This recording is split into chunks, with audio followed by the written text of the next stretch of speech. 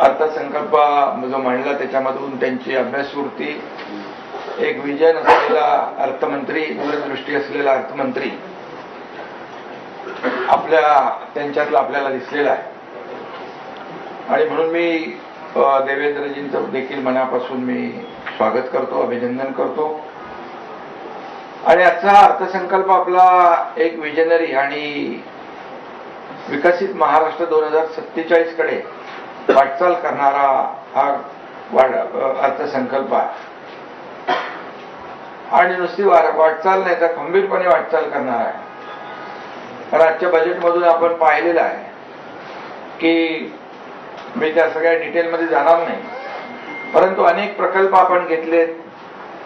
काही लोकांना वाटलं होतं की आता काय अर्थसंकल्प असणार, लाडक्या बहिणी योजनेमध्ये पैसे खर्च झाले, इतर योजनांमध्ये पैसे खर्च झाले, आता योजना बंद होणार, मग कामं कशी होणार. परंतु जे प्रकल्प घेतले त्या प्रकल्पांमध्ये मी जाणार नाही.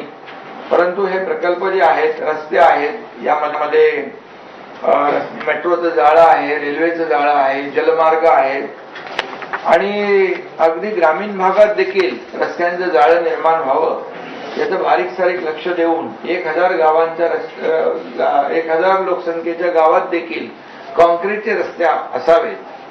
अशा प्रकारचे अगदी शहरी भागाबरोबर ग्रामीण भागाचा देखील विकास झाला पाहिजे हा दृष्टिकोन ठेवून या ठिकाणी हा प्रयत्न केलेला आहे. म्हणजे रस्त्यांचं जाळं, मेट्रोचं जाळं, रेल्वेचं जाळं आणि त्याचबरोबर ही काही कनेक्टिव्हिटी आहे, इन्फ्रास्ट्रक्चर, म्हणजे प्रमुख म्हणजे इन्फ्रास्ट्रक्चर, पायाभूत सुविधांवर भर दिलेला आहे.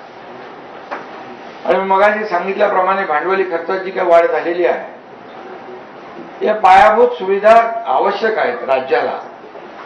आणि म्हणून ज्या राज्याच्या पायाभूत सुविधांवर खर्च जास्त असतो, इन्फ्रास्ट्रक्चरवर खर्च जास्त असतो, त्या राज्याची प्रगती पहिल्या क्रमांकावर असते.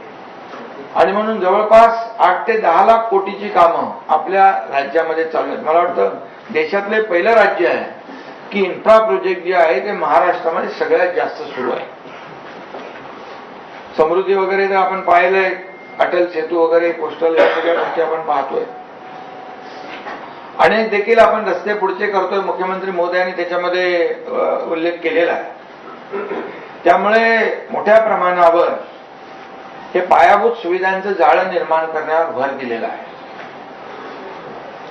आणि त्याला वेगवेगळे मॉडेल देखील आम्ही अवलंबलेले आहेत. आणि त्या माध्यमातून या पायाभूत सुविधांची कामं होतील. त्यात मगाशी मुख्यमंत्री महोदयांनी बजेट वाचताना देखील त्याच्यामध्ये सगळ्या प्रकल्पांची माहिती दिलेली आहे. म्हणजे अगदी मुंबई विमानतळापासून नवी मुंबई विमानतळाचं मेट्रोने जोडणं असेल, त्याचबरोबर इकडून आपलं वाढवणपर्यंत कनेक्टिव्हिटी देणं असेल, ती नाशिकपर्यंत वाढवणं असेल, समृद्धीला जोडणं असेल, अशा अनेक मगाशी प्रकल्पांच्या बाबतीमध्ये मुख्यमंत्र्यांनी माहिती दिली. मी त्या डिटेलमध्ये काही जाऊ इच्छित नाही. पण खऱ्या अर्थाने आज विरोधकांना वाटत होतं की हे सगळं योजना सुरू आहे, त्यातल्या योजना बंद होतील, मग प्रकल्प कसे होतील. परंतु ही सगळी कसरत आम्ही केलेली आहे. आणि म्हणूनच मी मगाशी सांगितलं की मुख्यमंत्री महोदयांनी सादर केलेला अर्थसंकल्प जो आहे हा एक विजनरी आणि विकसित महाराष्ट्र 2047 कडे खंबीरपणे वाटचाल करणार आहे.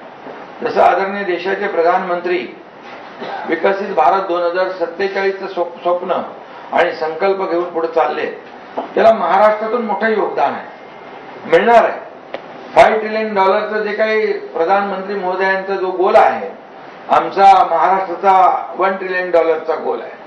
पण मी त्याहीपेक्षा सांगू इच्छितो की नीती आयोग जेव्हा इकडे आला, त्यांनी जेव्हा बैठक घेतली त्यावेळेस सांगितलं $1 ट्रिलियन नाही, $1.5 ट्रिलियन फक्त मुंबई आणि MMR मध्ये पोटेन्शियल आहे.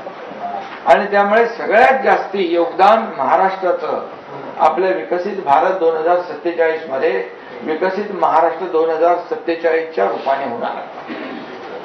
आणि म्हणूनच मी मुख्यमंत्री महोदयांचं मगाशी अभिनंदन केलं. त्याचबरोबर सगळ्या